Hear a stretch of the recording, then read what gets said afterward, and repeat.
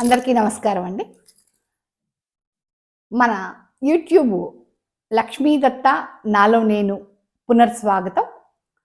ఈరోజు మనం positive thinking అనేది ఎలా ఉండాలి, అసలు దేన్ని పాజిటివ్ థింకింగ్ అని అంటారు అనే దాన్ని మనం ఇప్పుడు తెలుసుకుందామండి.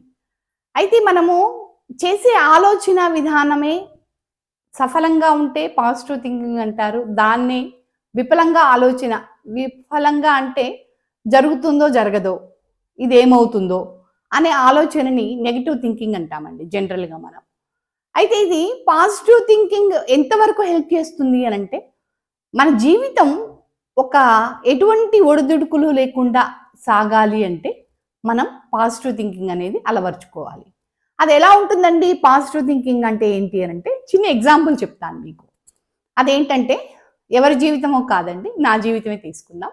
నా బెస్ట్ ఫ్రెండ్ ఒక ఆవిడ పద్మావతి గారని ఉన్నారు. ఇద్దరం కలిసి హైదరాబాద్ కారులో వెళ్ళాము. చిన్న వర్క్ ఏదో ఉంటే కంప్లీట్ చేసేసుకొని, ఒక వినాయకుడి విగ్రహాన్ని కొనుక్కొని వస్తున్నామండి కారులో. 7:30 ఈవినింగ్ 7:30కి నైట్ 7:30కి ఒక 80 స్పీడ్‌లోనే ఉన్నాము. ఎక్కువ పెద్ద స్పీడ్ కూడా లేదు. వర్షం పడుతుంది. నేను దత్తాత్రేయుల వారి భక్తురాలిని. నాకు దత్తాత్రేయుడు అంటే చాలా ఇష్టం. చాలా అంటే ఇంకా ఆయనే నాకు అమ్మ, నాన్న అన్నీ ఆయనే. ఒకవేళ ఏదైనా చెడు జరిగినా నేను ఆయన్నేమి తిట్టడం గానీ, నీ వల్ల ఇలా జరిగింది అనడం గానీ, నేను నా జీవితంలో ఇంత కాలంలో నేనెప్పుడూ చేయలేదండి. నాకిప్పుడు 54 సంవత్సరాలు. 54 సంవత్సరాల్లో నా జీవితంలో ఎన్నో మార్పులు, ఎన్నో చెడులు ఏవి జరిగినా సరే నేను దేవుడిని ఎప్పుడూ నిందించలేదు. దానికి ఉదాహరణగా ఇప్పుడు చెప్తున్నది ఏంటంటే, అప్పుడు ఏమైందంటే ఒక పెద్ద ట్రాక్టర్ మా కారుని కొట్టిందండి.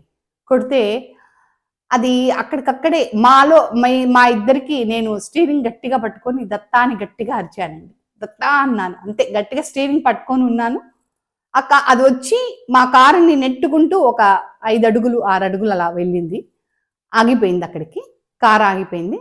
దిగాము ఇద్దరం. ఆ అబ్బాయితో మాట్లాడాము. సరే అక్కడేదో చిన్న ఇష్యూ జరిగింది. ఇంటికి వచ్చిన తర్వాత మా వాళ్ళు అంటే చాలామంది ఈ ఇన్సిడెంట్ తెలిసిన వాళ్ళందరూ, ఆవిడ నువ్వు ఎప్పుడు వెళ్ళలేదు కదా, ఆవిడతో వెళ్ళావు ఇలా జరిగింది అన్నారండి. నేను ఒకటే చెప్పాను, నిజంగా ఆవిడ ఉండబట్టే ఆ రోజు నాకు కారులో నేను ఈరోజు ప్రాణాలతో ఉన్నాను.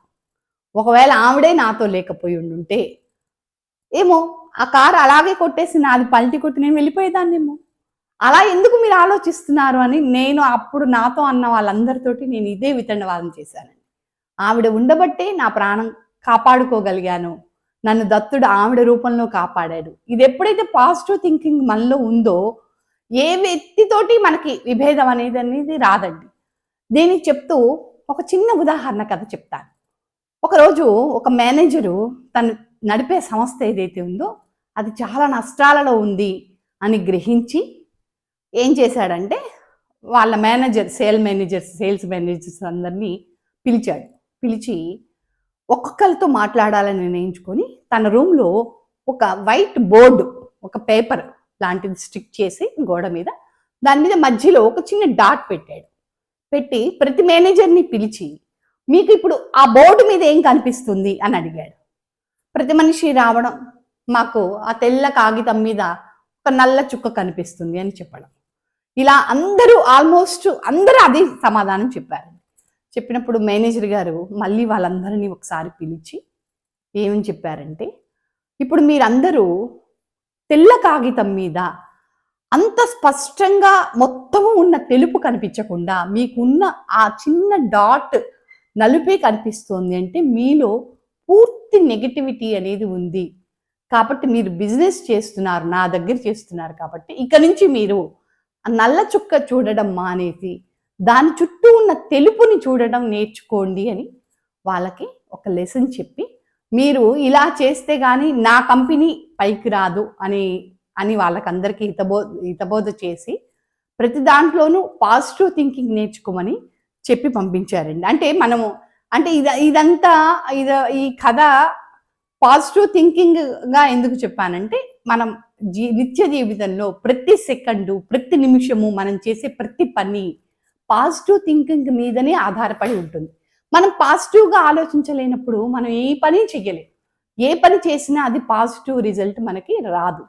అందుకని పాజిటివ్గా ఆలోచిద్దాం, పాజిటివ్గా నిర్ణయాలు తీసుకుందాం, అందరం చాలా సంతోషంగా ఉందాం. రేపు ఎల్లుండిలో మనకి కొత్త నూతన సంవత్సరం స్టార్ట్ అవబోతోంది. దీని సందర్భంగా నేను ఒక చిన్న ఇది చెప్దాం అనుకుంటున్నాను. అదేంటంటే నేను రేపు ఎల్లుండిలో నుంచో స్టార్ట్ చేస్తాను. మనం ఒక 1600 ఎపిసోడ్స్ కథని ఒకటి చెప్పబోతున్నాను.